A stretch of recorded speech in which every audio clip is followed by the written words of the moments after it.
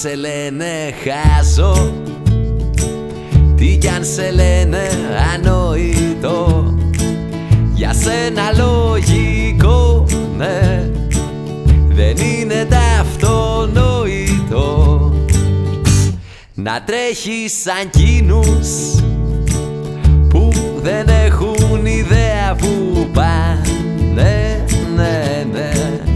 Τρία πουλάκια καθόνταν, ρε δεν αξίζει να σκάς για το τίποτα, ναι, γιατί στην τελική όλα θα πάνε καλά. Βρε δεν αξίζει να σκάς για το τίποτα, ναι,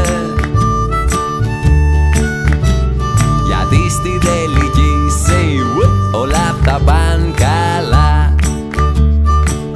Τι κι αν σε λένε τρελό, τι κι αν σε λένε ανώριμο, για σένα λογικό, ναι, δεν είναι κάτι γνώριμο.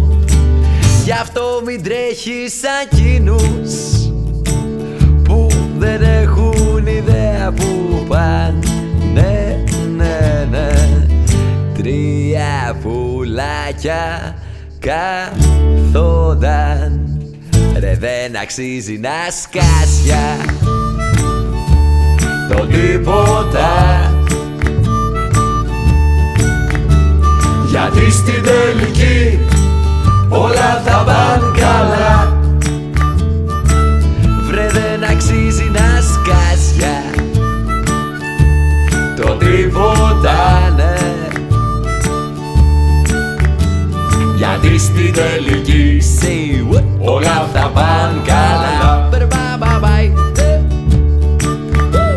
Γιατί στην τελική όλα θα πάνε καλά. Ξανά μάνα για μία ακόμα φορά, ναι, γιατί στην τελική όλα θα πάνε καλά.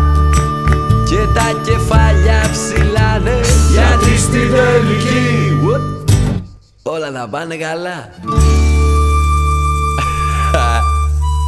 Yeah, it's all gonna be alright, baby. Που λέει ο λόγος δηλαδή.